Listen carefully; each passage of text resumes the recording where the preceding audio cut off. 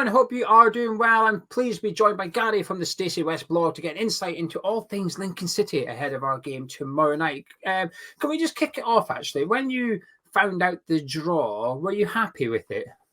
Yeah, absolutely delighted. And we were literally in the car on the way back from Sheffield United, and you listening to the draw, and a ball comes out, and it's like Port Vale. Oh no, I don't want that. And yeah, when West Ham came out, one of the a club with a proud footballing institution that we haven't played for an awful long while. So yeah, it was a great draw. What does it mean to Lincoln? I mean, I apologise now for my ignorance, but when we played, Kidderminster in the Cup, it was a big deal was made about how it was almost like that one night was worth like over a year's worth of budget for them, and it was a massive deal. But with League One, it's sort of like, is it a lot of money for you, or is it not a lot of money for you? Have you any idea how big this game is financially for Lincoln? I don't think financially it has the same impact as the Kidderminster game, which I remember watching on television actually. Mainly, I think the split between the two teams is equal. I think something like 40% of the gate receipts go to each club. So actually, in financial terms, an FA Cup draw or a run in the EFL Trophy that the under-21s play in is actually worth more money to the club. But football's not all about business and not all about money. And when you talk about what it means to the supporters, I think that's a very different thing indeed. Then let's ask about that then. What does it mean to the supporters? I just think it's one of those moments where it makes you appreciate being a football fan. We're all football fans because we love our clubs. And, you play 38, 46 games a season and you remember a handful of those, 10 or 15. And then as the seasons go on, you remember fewer and fewer and only certain ones stand out. You always remember the big cup ties, especially at home, under the lights. The number of people that have come to me talking about the 1982 game. I was 3-4 years old at the time, so kind of doesn't really resonate with me, but they talk about the Frank Lampard Senior played and Billy Bonds and all that sort of thing. And I think back to big games for myself. Sheffield United just a couple of weeks ago will always stand out more than the 3-0 home wins that we had either side of it. So I think it's a time where a football supporter gets rewarded almost. It's one of those, it's a free hit for us. If we lose 6-0, everyone's going to go, yeah, we expected it. Anything other than that, you put up a good performance. So yeah, I think it's a moment, and as football fans, we live for moments. If you lose 6-0, you remember it, though. So it would be a memory for you. I love that, though. I love hearing stuff like that. Like the romance in football is still alive. Even when you talk about the cup draw, I'll be honest with you. I sometimes when I hear, Man United fans or that speak of like how difficult it is, I think, oh, let me get my little violin now, how difficult it is for you now in Champions League football. But I always remember everything's a little bit relevant, and you probably just gave me that reminder, because when the Carabao Cup draw came, I didn't even know it was on. I'll be honest with you, I completely forgot it was on because the transfer window was on, the league was up and running. I completely forgot all about it. I was like, oh, we've got Lincoln, right, okay. And that draw, this round has probably died a little bit for me, and I hate that because it feels like I've been spoiled too much by the European football, that this has come down the priorities, whereas before we had European football, I would look forward to the League Cup draw and then the FA Cup draw, because they were the biggest competitions for me, because traditionally in the league we wouldn't do anything. So it was like, right, can the cups come now, please? Because I've got hope, I've got belief, I can dream a little bit. So hearing you speak of it, actually, probably it's almost like you give me a row unofficially. As I say, don't lose sight of where you come from. Those cups are still special. Can we talk about your season so far? How's it going? It's been good so far. We were all right last season. We finished 11th in League One under Mark Kennedy. Rookie manager, had previously only had a few games at Macclesfield Town. We didn't really know what to expect. We were very hard to beat. We were unbeaten at home through to the last couple of games of the season, but we were unspectacular going forward as well. This season, we seem to have corrected some of those issues. So back-to-back 3-0 wins at home on our first two games, absolutely superb. Up until this weekend just gone, we hadn't lost at home since the opening day of the season. We hadn't lost at all since the opening day of the season. So it's been promising. Since the 1st of September, things have taken a nosedive in terms of injuries. We've got 3 strikers on our books. They are all injured. 2 of them are out for long periods of time. Tyler Walker, who was the big summer signing, and Ben House, who was our main man last season. So it's a little bit tough when you've only got 2/3 of a team and we're having to put wingers through the middle. but hopefully Jack Vale on loan from Blackburn can kind of find some fitness relatively quickly, and then we can press on. So, but it's so far as a season, I think, of hope, and obviously a little cup run is nice, especially when it's early, because if it ends in September, you've had your cup run, and then you can concentrate on the league, but you've still had that kind of positivity. So. Well, if you need help converting a winger into a striker, give our manager a shout, because he likes doing it with Michail Antonio, Marko Natovic. Moyes loves turning a winger into a striker, so you might be able to get a few pointers on Wednesday night. Just for a little bit of context, really, what were your expectations for Lincoln this season before a ball was kicked? My expectations were to do the same as last season, and I know that seems kind of like treading water. But last season, I wanted anything outside the bottom four, and it sounds so pessimistic. But when you support a team like Lincoln, and before 2016-17, pessimism was almost optimism. And this season, I kind of thought, well, look, let's aim for top 10, stability, a little bit of a run in the cup, just form an identity. The one thing I've wanted my entire lifetime is for Lincoln to be an established third-tier team. And during I first watched my first game in October 1986. So up until this little run, I'd seen one season in the third tier. And it was tough. We had Stoke, Man City, Fulham. We were relegated. So that was always kind of my dream. If we stay up this season, it'll be the longest spell in the outside the bottom division since something like 1961, I think it is. So it's really that about steady progression. But also that kind of takes a little bit of the romance and the fun out of it as well. And after the first few games where we got those wins, we won away at Shrewsbury, we should have won at Northampton and Bristol Rovers, conceded last-minute goals.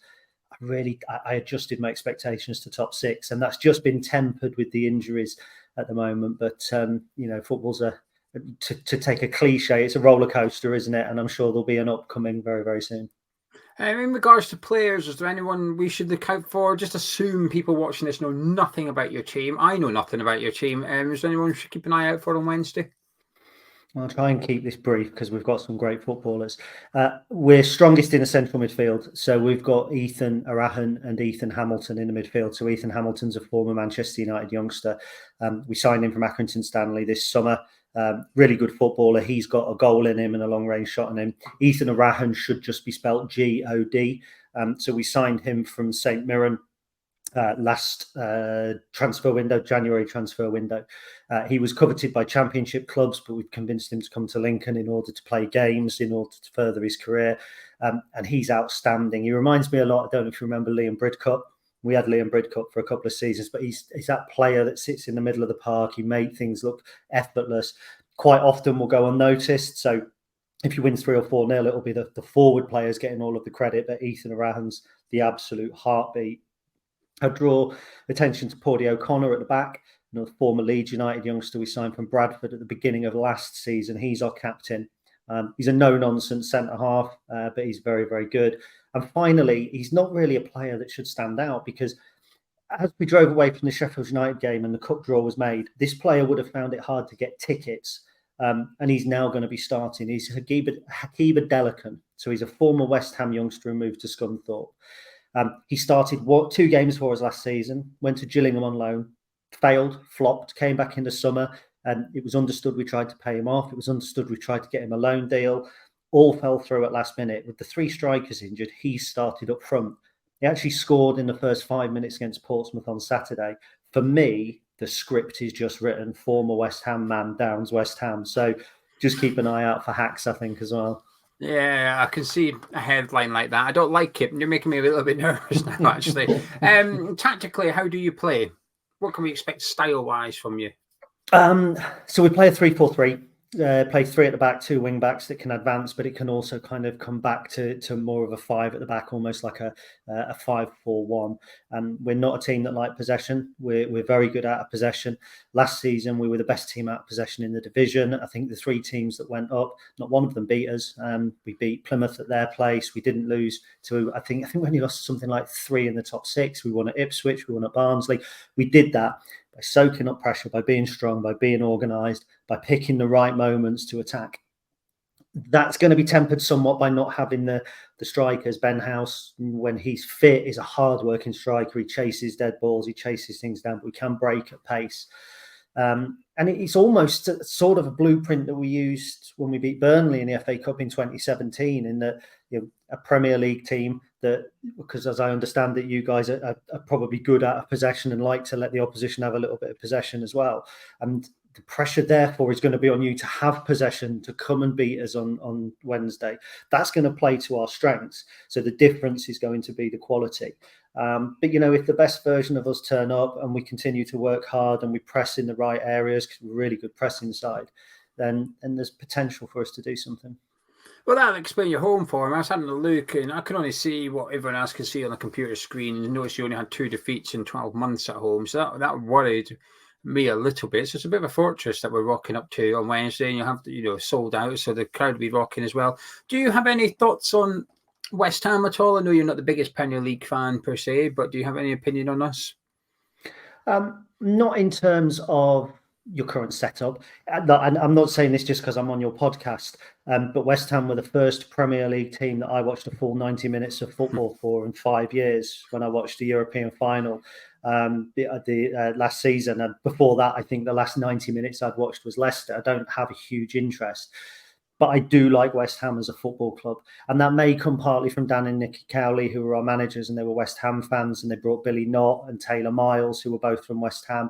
I know Anthony Scully relatively well, who was obviously a former West Ham youngster now at Portsmouth. I've always kind of admired West Ham. Seem to be a club that have got deep roots in the kind of the working class and the local community. And even with the move to the new stadium, that initial hiccup they still seem to have retained that. And I respect that, especially in amongst the Premier League, where you've got, billions coming in from oligarchs and America and all that sort of thing. And clubs become so detached from the local area that and even from their country. West Ham are still quintessentially English. They're still quintessentially East London.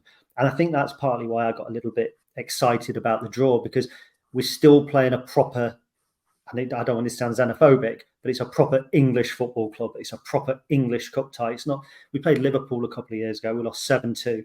They brought, a load of the Minamino, and they brought other kind of youngsters who they'd signed from all over Europe. There's just, that English identity isn't there. So that's kind of my perception of West Ham. One player that you'll know, a little bit of, is Conor Coventry. May or may not play for us on Wednesday. We've got quite a large squad, so even if we rotate heavily, there still might not be room for him. But out of contract at the end of this season, West Ham have already decided we're not going to give him a contract, regardless of what happens. So he's sort of a box-ticking exercise at the minute because of our European campaign. We need homegrown players, and he's one of them. Is he someone you'd like back at Lincoln? He didn't impress at Lincoln, if I'm honest, but he came in at a really challenging time, because he came in on loan at the same time as we signed Theo Eden free from Fulham. We signed Scully from yourselves. And Conor came in. He looked a little lightweight in his first couple of games. And then he just got a foothold in the side, and the season was cancelled through COVID. So he'd only really put in probably 2 decent performances. However, he then had a subsequent loan spell, correct me if I'm wrong, Milton, MK Dons. Yeah. And he really impressed me there. With the options we've got at the moment in midfield, and if we keep playing the 2-man midfield, he probably wouldn't get a game. And that sounds quite arrogant, I know, but those Ethan are really settled.